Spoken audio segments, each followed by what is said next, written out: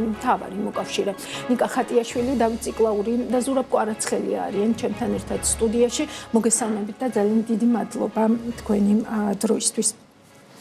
დავით, მე რაღაცნაირად ერთიან სურათად დავინახე, ასე ვთქვათ, ეს ვიზიტები ამ ნაწილშიც თქვენი ანალიზი ძალიან საინტერესო იქნება, თუმცა ასე რომც არ იყოს, რეალურად რა შეგვიძლია დღეს ვთქვათ, აქვს თუ არა შუა დერეფანს ის მომენტუმი, რაც უმრავლესობას გგონია, რომ აქვს დღეს შექმნილ გეოპოლიტიკურ ვითარებაში. ფაქტი არის, რომ ბოლო წლები თითქმის ყოველ წელს ახალ-ახალი მაგალითები ჩდება თუ სიტუაციები იქნება, რომელიც კიდევ ერთხელ აჩენს შუა დერეფნის აუცილებლობას. რაც ხდება მსოფლიოში ყველაზე მეტი პრობლემა ჩვენს გარშემო ხდება, ფაქტი არის და ყოველი ეს პრობლემა კიდევ უფრო მეტ სონძდებს საქართველოს გაძლიერებაზე. თუნდაც ვიზიტები, რომელიც თქვენ ახლა გააშუქეთ, მიანიშნებს, რომ მიუხედავად იმისა, რომ გუშინ თითქოს სიტუაცია დასტაბილურდა სამეზობლოში, ან დასტაბილურდება, მე ვფიქრობ, რომ ყველა მხარე, რომელიც ამ პერიოდში საქართველოში იყო, ხედავს, რომ საქართველოს უფრო მეტი როლის თამაში შეუძლია რეგიონის თუ არის მსოფლიოს სტაბილურობისთვის. ანუ მე ვჭიმაქ, რომ უფრო მეტ რესურსის ჩადების საშუალებასაც გააჩენს, როგორც აზერბაიჯანი და ისე ყაზახეთი და ისე სხვა რეგიონებიდან, რაც ალბათ კიდევ ერთხელ უნდა გავიაზროთ და გამოვიყენოთ. ანუ კიდევ ერთხელ შუა დერეფნის პერსპექტივა აქვს, სულ იქნება მოდ გააჩნია როგორ შევძლებთ აი ამ სიტუაციის ახლა გამოყენებას, რომ ვისაც ტვირთი აქვს, მას მეტი ინტერესი ჰქონდეს, რომ ეს ტვირთი აქ სტაბილურად მოძრაობდეს, მიუხედავად სხვა პოტენციური ნაკადებისა. ამაზე ვიმსჯელოთ ცოტა უფრო დეტალურად, მადლობა შესავლისთვის. ზურაბ, დღეს გავიგეთ, რომ ირანი და ომანი ჰორმუზის სრუტეში გემების ტრანზიტისთვის საფასურს დააწესებენო. ანუ რა გავლენა შეიძლება იქონიოს, ესე ვთქვათ, ამ ფაქტმა იმ კონტექსტში, რაზეც ჩვენ, ესე ვთქვათ, სამსჯელოდ შევიკრიბეთ დღეს. რა თქმა უნდა, ამ გაზრდილმა ხარჯებმა ისევ ჩვენ სასიკეთოდ შეიძლება იმოქმედოს და მთელი ტვირთნაკადი, ტვირთბრუნვა გადმოერთოს ამ შუა დერეფანზე, ეგრეთ წოდებულ შუა დერეფანზე, რომელზეც ეს ბოლო პერიოდია და ბოლო წლებია ზოგადად აქტიურად ვსაუბრობთ და ჩემი შეფასებით და შეხედულებით ამ შუა დერეფნის ფუნქცია არა მხოლოდ გეოგრაფიული, სტრატეგიული რაღაცა მონაკვეთის კარგად გამოყენება, ეს არის გეოეკონომიკური პლატფორმა, რომელიც ალტერნატივად ყალიბდება როგორც კარგი სივრცე იმისთვის, რომ ტვირთები გაატაროს. აქედან გამომდინარე, ყველა მსგავსი საერთაშორისო ფონი უარყოფითი, რა თქმა უნდა, ამ მიმართულებით ძალიან კარგად მოქმედებს და ჩვენ ამ პლატფორმის გამოყენება, რა თქმა უნდა, მეზობელ ქვეყნებთან ერთად, რომლებიც არიან აზერბაიჯანი, იქით ერევანი, სასუნხეთი, რა თქმა უნდა და ყაზახეთი, რომელთანაც უშუალოდ დაკავშირებულნი ვართ ამ ნაწილში, მაქსიმალურად კარგად უნდა იქნას გამოყენებული. აი ეს პლატფორმა ჩვენი თაოსნობით, ესე რომ ვთქვათ, იმიტომ რომ ამ ჯაჭვის ყველაზე მთავარი რგოლი, შემადგენელი ნაწილი ჩვენ ვართ. გამომდინარე იქიდან, რომ ჩვენ აი მულტიმოდალური გადაიზრდების ყველა რესურსი გვაქვს დაწყებული ზღვიდან, ხმელეთით, გამტარიანობით, რა თქმა უნდა, და სარკინიგზო, საკვანძო რაღაც მიმართულებებით, შეგვიძლია კომპლექსურად დავაკმაყოფილოთ. შესაბამისად, ყველა არსებული სხვა დანარჩენი გაზრდილი ტარიფები თუ ასე შემდგომ ჩვენი ამ დერეფნის, ესე იგი, მოთხოვნის გაზაზია აქცენტირებული. რაც რა თქმა უნდა, სხვა მიმართულებებს ვერ დააკნინებს ცალსახად, მაგრამ ეს პროცესები ზოგადად არის ერთმანეთის ალტერნატივები. ეს არის ამ შემთხვევაში მოთხოვნადი და ზოგადად ლოგისტიკა გულისხმობს არა რომელიმე კონკრეტულ გეოგრაფიული არეალის კარგად გამოყენებას, მათ შორის კარგად გამოყენებას, თუმცა აი მოქნილობას, რომელიც პროცესებში იქნება ჩართული. ჩვენი ქვეყნის მხრიდან, იმ კერძო სექტორის მხრიდან, ასე შემდგომ რა. მადლობა ამ შესაძლებლობისთვის, ეს პოტენციალიც, ესე ვთქვათ, მოკლედ მოვხაზოთ და შევაფასოთ. ნიკა, გულწრფელად რომ ვთქვათ, მაინც რა კვებავს დღეს აი ამ მომენტუმს შუა დერეფნისთვის. ეს არის თავად ამ მარშრუტის რეალური კონკურენტუნარიანობა თუ ის, რაც პრაქტიკულად ახლა გამოიკვეთა ამ მსჯელობებიდანაც, რომ ესე ვთქვათ, სხვაგან რაღაც ეგრეთ მოწოდებული bottleneck-ები და პრობლემები შეიქმნა და მთელი ყურადღება ახლა გადმორთული არის შუა დერეფანზე და ამ მომენტის გათვალისწინება ღირს თუ არა და გაცნობიერება იმისთვის, რომ ეს მომენტუმი სწორად იყოს გამოყენებული. მოგესალმებით პირველ რიგში. Იცით როგორ არის პირველ რიგში ეს ამ შუა დერეფანს მე შევხედავდი უფრო ფართო გეოპოლიტიკურ ჭრილში. ზოგადად ბოლო 10 წლეულების განმავლობაში გარკვეული ტრიგერების შედეგად უფრო და უფრო აქტუალური ხდებოდა შუა დერეფნის როლი. კი ახლა ძალიან აქტუალური გახდა შუა დერეფანი უკრაინაში რუსეთის შეჭრის შემდეგ, მაგრამ ჯერ კიდე 2009 წელს ენერგოკრიზისის დროს, როდესაც რუსეთმა შეუწყვიტა ევროპას გაზის მიწოდება, მაშინ ძალიან აქტუალური გახდა ჩვენი შუა დერეფნის როლი ენერგეტიკული კუთხით, იგივე ნავთობის და გაზის მიწოდების ალტერნატივად ევროპასთან. მაშინ ასევე იყო აქტიური საუბარი ეგრეთ წოდებულ ნაბუკოს პროექტზე, რომელიც მერე უკვე თაროზე შემოდეს და ასე შემდეგ. თუმცა 2022 წელს შუა დერეფნის აქტუალობა ძალიან ასე თქვა დღის წესრიგში დადგა საერთაშორისო პოლიტიკურ დღის წესრიგში და რეალურად ჩვენ მივიღეთ ის, რომ უკრაინაში რუსეთის შეჭრის შემდეგ ტვირთმოცულობა შუა დერეფნის გავლით გაიზარდა, რაც რა თქმა უნდა შუა დერეფნის როლი კიდევ უფრო მაღლა აიყვანა. აქედან გამომდინარე, რა თქმა უნდა შუა დერეფანს როგორც თქვა თავის ამ გეოგრაფიულ ადგილს ძალიან მნიშვნელოვანი დატვირთვა აქვს, მაგრამ არანაკლებ მნიშვნელოვანი არის გეოპოლიტიკური პროცესები, რაც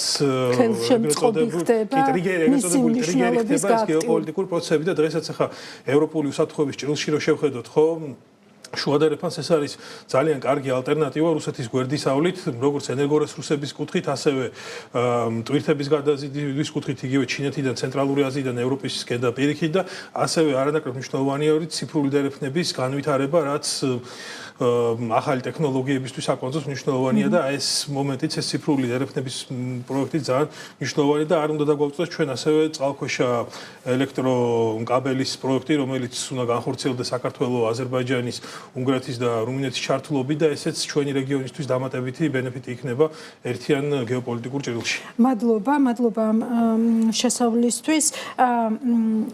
სურაბ, თუმცა ფაქტი არის, რომ გამოწვევებიც არის, ხო, სულ ბოლო პერიოდში ჩვენ ვაშუქებდით ზუსტად იმ გამოწვევების შესახებ, რაც ბიზნეს ხდება, მაგალითად იგივე კასპიის ზღვაში და აზერბაიჯანის მონაკვეთზე არსებულ გამოწვევებთან დაკავშირებით შევაჯერეთ, ესე ვთქვათ, ბიზნესის ხმა, პრაქტიკულად ყველა ბიზნესის ხმა ისმოდა, მაყურებელი ხედავს კიდეც აი ამ კადრებს ახლა ჩვენი სიუჟეტიდან, რომელიც საქმის კურსში გავიდა. აი უნდა იყოს თუ არა ასეთი პრაქტიკული გადაწყვეტებიც მათ შორის, ასე ვთქვათ, დიდ სურათთან ერთად, აი ამ შეხვედრის, ასე ვთქვათ, გზავნილი, იმიტომ რომ საბოლოო ჯამში რეპუტაცია და ასე ვთქვათ, დაჭერა ამ ინვესტორების რა გადამზიდავების რა გზითაც ესე ვთქვათ ეს ტვირთი არ უნდა მოდიოდეს დღეს შუა დერეფანზე ალბათ გადამწყვეტი იქნება იმისთვის რომ როცა ყველაფერი დაალაგდება შუა დერეფანმა ვთქვათ უცებ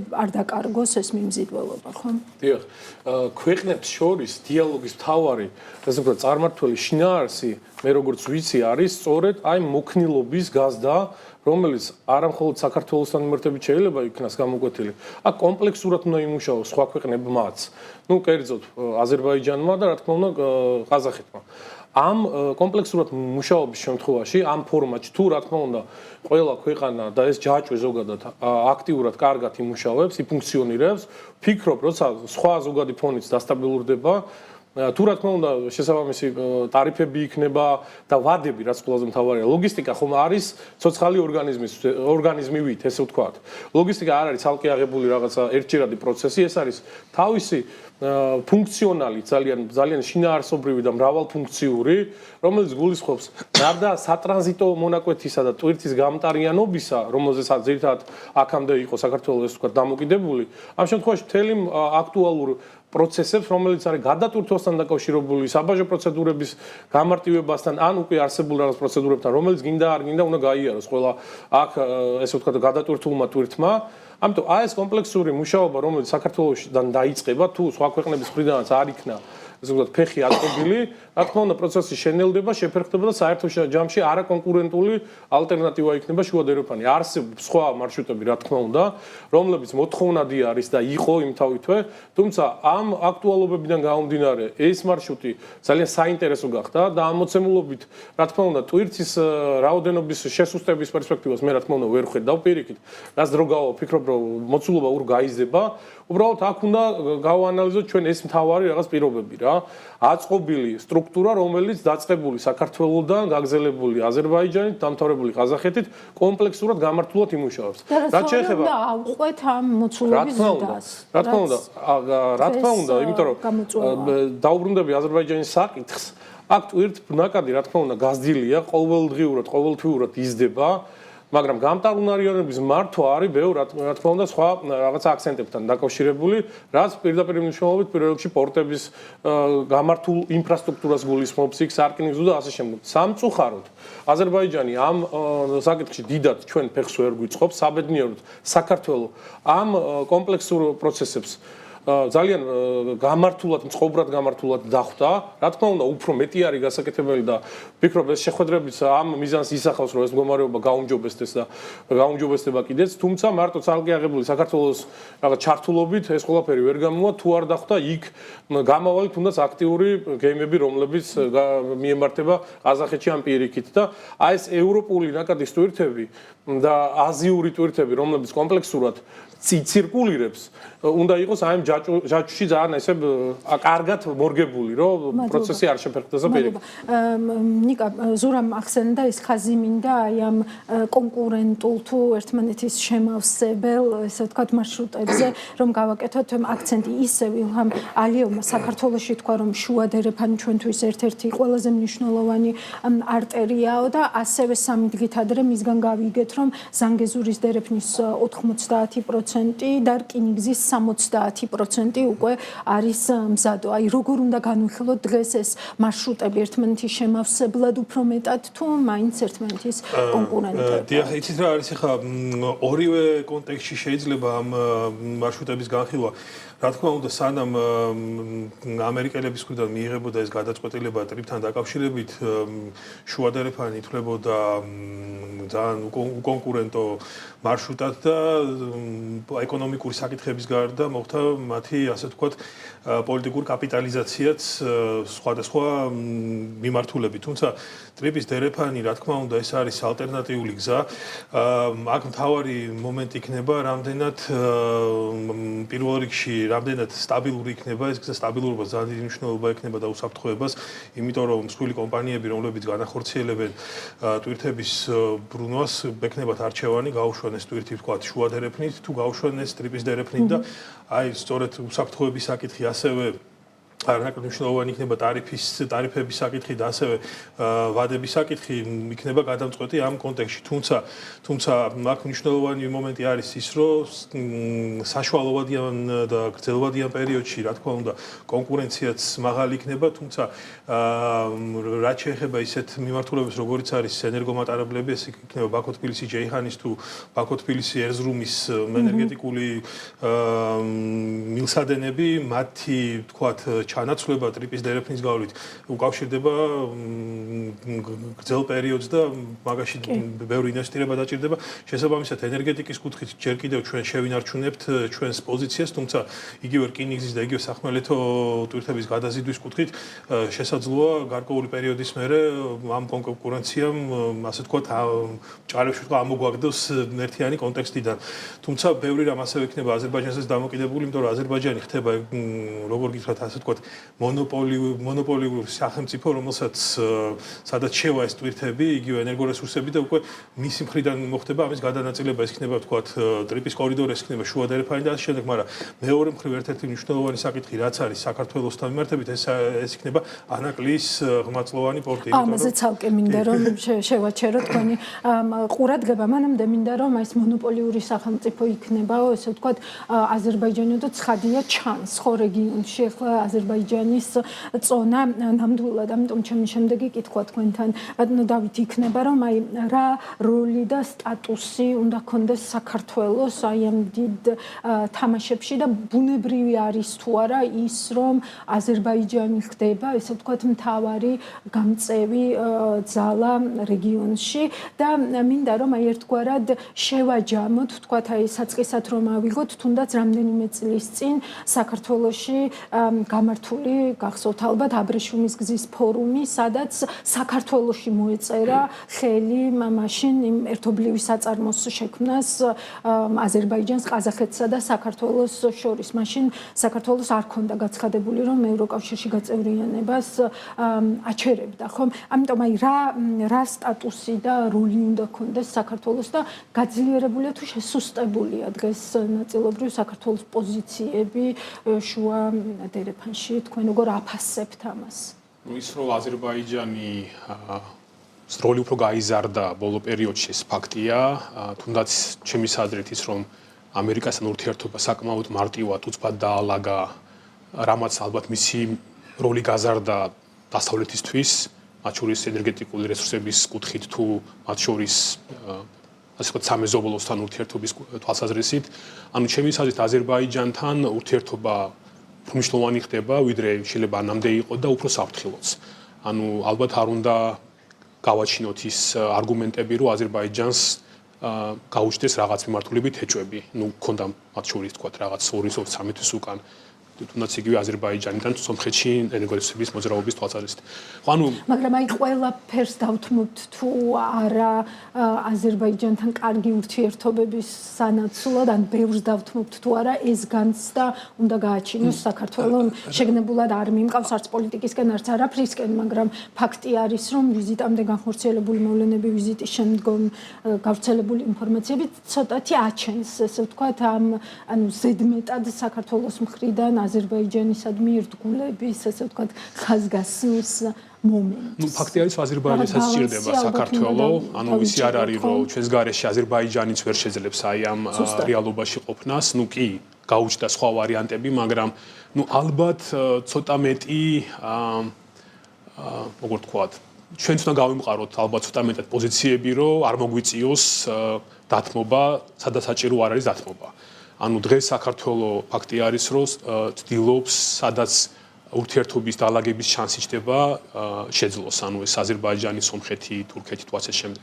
ანუ მე ვფიქრობ, რომ დასავლეთთან ურთიერთობა დასალაგებელი აქვს საქართველოს, ინტერესი გამოთქმულია, ჩანს, რომ ორივე მხარეს ასე თუ ისე სურვილი აქვს ამ კუთხით, რომ წინ წავიდეს ურთიერთობა, ნუ თუმცა ნაბიჯები ჯერჯერობით გამოკვეთილად არ ჩანს. ანუ ჩემის აზრით გრძელვადიანში ალბათ არა, უფრო მოკლევადიანში და საშუალოვადიანში ჩვენი ურთიერთობა დასავლეთთან იმუშავებს, მათ შორის აზერბაიჯანთან ურთიერთობის კონტექსტშიც. მაგრამ ფაქტი არის, რომ აზერბაიჯანის როლი გაიზარდა და ალბათ კიდევ უფრო გაიზრდება. მადლობა.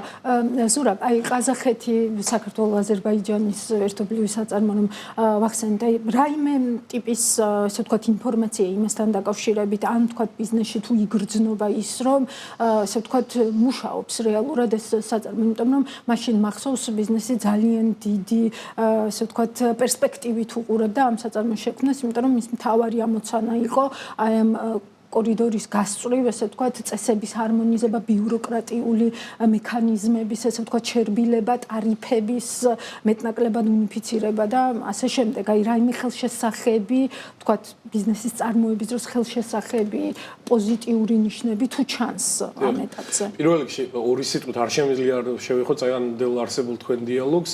აზერბაიჯანის როლზე მინდა გავაკეთო განსაკუთრებით ამ ლოგისტიკური ჭრილში, როგორ პოზიციონირებს დღეს. ვფიქრობ, რომ აზერბაიჯანის განსაკუთრებულობა და რეგიონში გაძლიერება, მისი პოზიციონირება პირდაპირ მნიშვნელობით ჩემი შეფასებით დაკავშირებულია მის ფინანსურ სიმყარესთან და გარკვეულ სტრატეგიულ ნაბიჯებთან. დანარჩენი სხვა მნიშვნელობით საქართველოს რა თქმა უნდა ენერგეტიკული რა თქმა უნდა ესეც პირდაპირ ფინანსურ რაღაც სიმყარესთან არის გავშეშდა და ასე შემდეგ. მაგრამ საქართველოსთან მიმართებით ცალკე აღებული ფიქრობ რომ აი პრაქტიკულად ვერ იდომინირებს, არათუ იდომინირებს, არამედ ფონს და ამინს ვერ შექმნის. აქ არის კომპლექსური ვითარება, სუფთა გეოლოგისტიკურ ეკონომიკური თვალსაზრისით, რომელშიც ვფიქრობ საქართველოს როლი რეგიონში არის ყველაზე დიდი. ამ ყველაფერს უბრალოდ ჭირდება გამოყენება, სწორი ნაბიჯების გადადგმა, ეფექტური და მოქნილი რეაგირება, წინასწარ განსაზღვრა იმ ეტაპების, რომლებიც შედეგზე გამოსვლელი უნდა იყოს წესით. დანარჩენ ცალკე აღებულ შემთხვევაში ზანგეზურის კორიდორი თუნდაც რომელზეც ვსაუბრობთ აბსოლუტურად ვერ ჩაანაცვლობს საქართველოს არსებობას ან როლს გეოლოგისტიკური და ეკონომიკური თვალსაზრისით და ცალკე აღებული ხარ რა თქმა უნდა ღმერთმა ყველას ხელი მოუმართოს მაგრამ საქართველოს არის აი განსაკუთრებული ესე ვთქვათ ტერიტორიის განსაკუთრებული მნიშვნელობის და შესაძლებლობის რაც თავარი წეგან აღნიშნე მე რომ საქართველოს არის ქვეყანა რომელსაც ზღვაშიც რკინიგზაშიც სახმელეთო ნაწილშიც შეუძლია კომპლექსური სერვისების შეთავაზება და წარმართვა სრულად ამ პროცესს. ბატონმა დავითმა ხაზი გაუსვა, რომ მთავარი დამაბალანსებელი ფაქტორი ამ შემთხვევაში, მათ შორის საქართველოს წონის განსაზღვრისთვისაც, თუ სწორად გავიგე, ბატონო დავით, თუ არა და შემისწორებთ, არის მათ შორის ის, თუ დასავლეთთან რა მკაფიო ურთიერთობები ექნება საქართველოს, ალბათ პირველ რიგში ამერიკის შეერთებულ შტატებთან, ხო, რომლის ინტერესსაც ჩვენ ვხედავთ და დრომინდა დავიტოვო, ესე ვთქვათ, იმ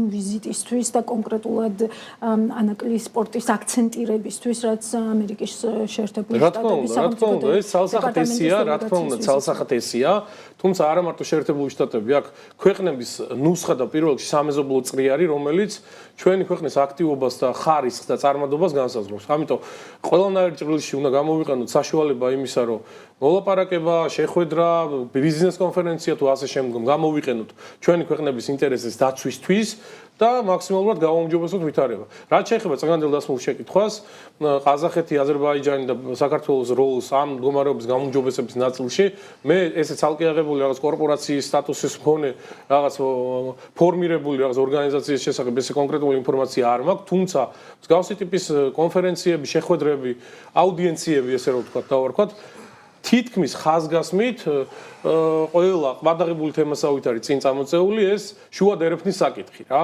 ბევრს აქ გააზრებული ამ მდგომარეობის და არსის მნიშვნელობა, ბევრს უბრალოდ ძალაპარაკო თემა და წინ წამოწეული, მაგრამ ფაქტია ამ საკითხზე პირდაპირ თუ ირიბად სამივე მხარე მუშაობს. რაც შეეხება კონკრეტულ ნაბიჯებს, რომელიც ჩემი ესე ვთქვათ ამოსავალი წერტილია შეფასებისა ყველა საკითხში ამ სამივე ქვეყნის წარმომადგენელმა და ქვეყანამ ზოგადად უნდა გაადგას კონკრეტული ნაბიჯები იმისთვის რომ მდგომარეობა გაუმჯობესდეს და საბედნიეროდ დღეს პრემიერ-მინისტრმა განაცხადა გარკვეული ეშელონების დამატების შესახებ რკინიგზამ შესყიდვის ნაწილში გარკვეული რაღაც გადაწყვეტილება როგორც ჩანს მიიღო და ვფიქრობ აი ეს ეშელონების დამატება და აი ამ ნაწილში ჩვენი მდგომარეობის გაუმჯობესება არის უკვე კონკრეტული ნაბიჯი რაც საერთო ფონს ვფიქრობ რომ ჩვენი ქვეყნის სასიკეთოდ შეცვლის დიდ ნაწილად რაც შეეხება ახლა საერთო მოცულობის ეტაპობრივად კარგად წარმართვას, ტვირთბრუნვის დარეგულირებულად გადაადგილებას, თუ ხელი არ შეგვიწყოს ჩვენმა მეზობლებმა, მათ შორის ამ ჯაჭვში ერთ-ერთი მნიშვნელოვანი როლი აქვს აზერბაიჯანს, თუ დროულად არ გადაამუშავა ეს აქედან გასული ტვირთი და არ გაგზავნა შესაბამისი ადრესატის მისამართით, სამწუხაროდ ცალკე აღებული ჩვენ ვერაფერს ვერ ვიზავთ რა. კი, და როგორც უკვე თქვით, ასეთი კონკრეტული საკითხებიც სავარაუდოდ უნდა მოგვარდეს აი ამ რა თქმა უნდა, იმიტომ რომ ეს გარდა საუბრის შინაარსის არის ყველას ინტერესში. აქ ხომ არ არის მხოლოდ კორიდორზე და ტრანზიტულად გამავალ რაღაცა ტვირთბრუნვაზე. აქ არის პირდაპირ მნიშვნელობით ეკონომიური მდგომარეობის გაუმჯობესებაზე. აქ არის დაკავშირებული პირდაპირ მნიშვნელობით შემოსავლის მოძიებაზე ქვეყნის ნაწილში, რომელიც სარგებელს ნახულობს გადატვირთვაში, საბუთების გაფორმებაში, რაც უფრო მოქნილი იქნება რომელიმე ქვეყნის რაღაც ცალკეული ორგანო უფრო მეტ ესე ვთქვათ შემოსავალს ნახავს. იქ სასაწყობე სისტემები, გადატვირთვის ესე ვთქვათ ჰაბის ფუნქცია რეალურად რო ვსაუბრობთ და ამ სიტყვას ვიყენებთ, არის სწორედ ეს.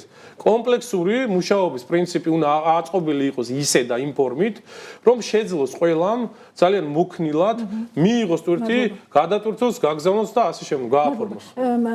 ნიკა, თქვენ აი რა შთაბეჭდილება გრჩებათ დღევანდელი, ესე ვთქვათ, თავრობის ხდომა და პრემიერის განცხადება აღნიშნა ზურამ და მართლაც, ესე ვთქვათ, დღეს საკმაოდ ამბიანი თავრობის ხდომა გქონდა, ხო? მაგრამ აი საბოლოო ჯამში, ესე ვთქვათ, ხმაური მეტია თუ საქმე, რაც რეალურად ხელში გრჩება აი ამ ესე ვთქვათ ლოგისტიკის განვითარებასთან მიმართებით საქართველოში და აქვე მინდა ეს ანაკლიის სპორტის თემაც უკვე შემოვიყვანოთ. სანამ ანაკლიის სპორტამდე გადავალ და ერთი წუთს თუ მომცემთ ზოგადად ამ რეგიონულ როლზე გავაგზავნო ეს ხაზი რაც ხონდა.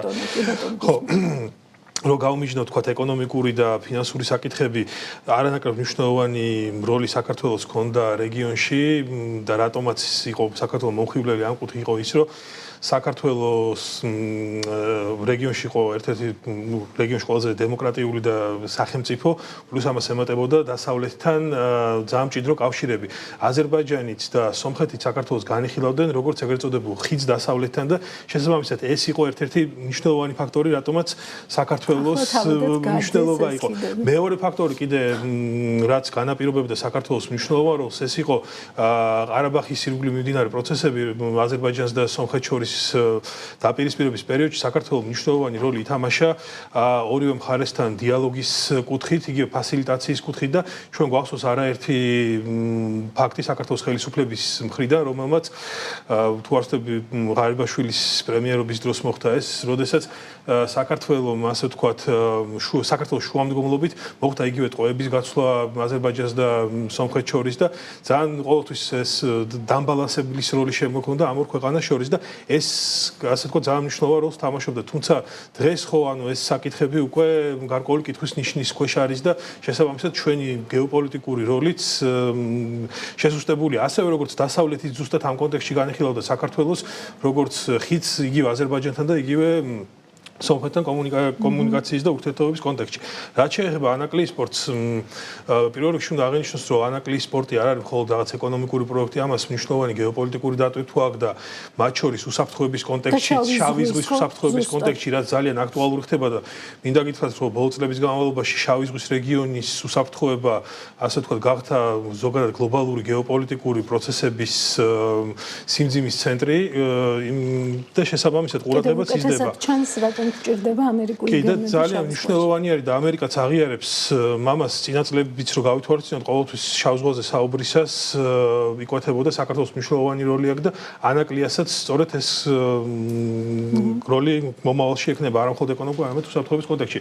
რაც შეეხება სამუშაოების დაწყებას, ხო ანუ ამ პროექტიდან გამომდინარე, როდესაც ინვესტორი არ იყო, საქართველოს ხელისუფლებას შეეძლო თავისი, ასე ვთქვათ, თავის მხრიდან ისი გაკეთება შეეძლო გააკეთა და შედარებით უფრო ადრე დაეწყო ამ პორტის შენებლობა, რისი რესურსის გააჩნდა და დღეს ჩვენ უკვე გვექნებოდა ის ლოჯისტიკური კვანძი შექმნილი ანაკლიის პორტზე, რომელიც ალბათ უფრო წინ წაგწევდა ანაკლიის კონტექსტში. აქედან გამომდინარე, ძალიან მნიშვნელოვანი იქნება ეს და რუსეთ-უკრაინის ომმა ეს ბუსტერი კი და მხოლოდ მისასალმებელია თუ თქვათ რაიმე ნაბიჯები რეალურად გადაიდგმება ანაკლიის კონტექსტში და დაიწყება ჩვენებლობა და წინ წავა ეს პროცესი, რა თქმა უნდა, კარგი იქნება ეს როგორც ეკონომიკური კუთხით, ასევე გეოპოლიტიკური კუთხით და ასევე დასავლური ინვესტირებასაც საკონცო მნიშვნელობა ექნება, იმიტომ რომ ეს ისეთი ტიპის პროექტი არის, რომ ამ ინვესტორი უნდა ისე შეირჩეს, რომლის მიმართაც იქნება მაღალი ნდობა და გექნება გარანტია, რომ ის თქვათ ამ პორტს არ გამოიყენებს გარკვეული პოლიტიკურ ბერკეტად საქართველოს წინააღმდეგ. საუკეთესო შემთხვევაში კონსორციუმი შედგეს სხვადასხვა ინტერესების მქონე. ხო, ნუ ესეც გასაგებია, მაგრამ ნუ ერთი კარგი რაც არის ის, რომ 51% რჩება საქართველოს ხელისუფლების ხელში ეგრეთ წოდებული საკონტროლო პაკეტი, თუმცა ინვესტორსაც ძალიან სიფრთხილით მოვაკიდებოდი და ძალიან ასე ვთქვათ ძალიან ისეთი სკრუპულოზულად უნდა იქნას განხილული თუ ვინ შევა ამ 49%-ით, იმიტომ რომ ამაზე იქნება კიდევ ერთხელ გავუმეორებ, რომ ამას არა მხოლოდ ეკონომიკური, არამედ პოლიტიკური და უსაფრთხოების დატვირთვაც გააჩნია. უღრმესი მადლობა.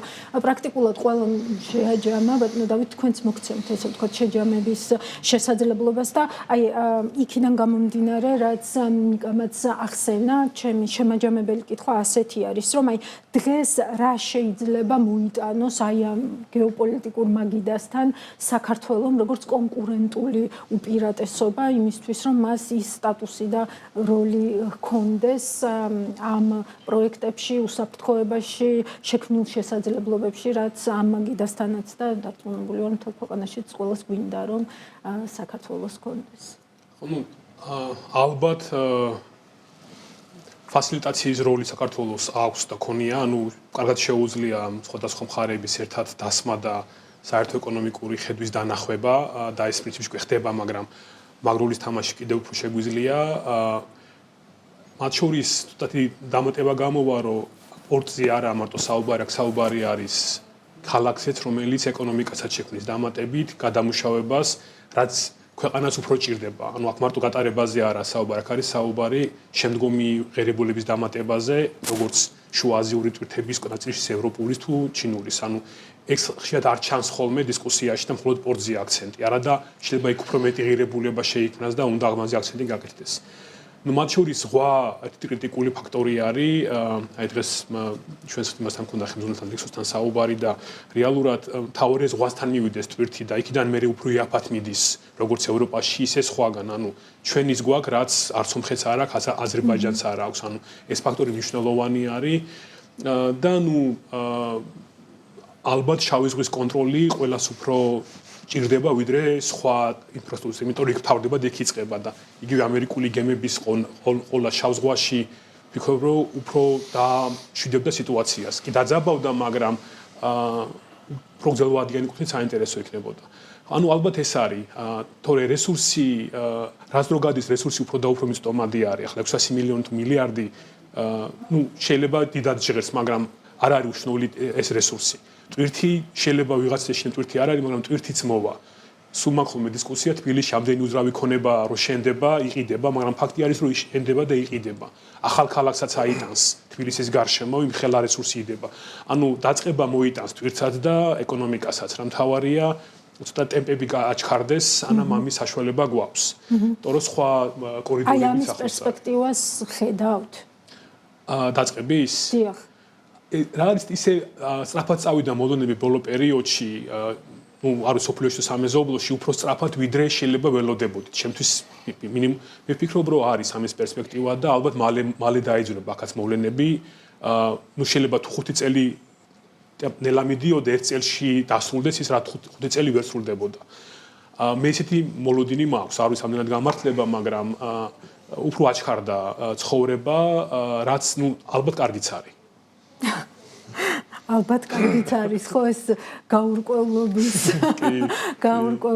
დამოკლეს მახვილი ყველა ესე ვთქვათ პროგნოზში საბოლოო ჯამში იჩენს თავს ხო და მე მგონი არც ის არ არის ესე ვთქვათ რაღაცნაირად შემთხვევითი რომ დღეს ირაკლი კობახიძემ თქვა რომ 9 წლის წინ გაუქმებული საინვესტიციო სააგენტო ახლა ესე ვთქვათ დროა რომ ისევ დაბრუნდეს და ფორის მომცემი იქნება სხვა თემაა, მაგრამ ფაქტი არის, რომ ალბათ რაღაც ხდება ისეთი, მათ შორის ამ ვიზიტების კვალდაკვალად, რასაც ცოტა უფრო მერე გავიგებთ იმედია. ძალიან დიდი მადლობა, რომ იყავით ჩემთან ერთად და ძალიან დიდი მადლობა საინტერესო აქცენტებისთვის, რაც ჩვენმა მაყურებელმა თქვენგან მოისმინა. ზურაბ კვარაცხელია, დავით ციკლაური და ნიკა ხატიაშვილი საუბრობდნენ თქვენთვის პირდაპირ ეთერში. მადლობა მათ, მადლობა თქვენ რომ ვიყურებთ. შევხვდებით ერთმანეთს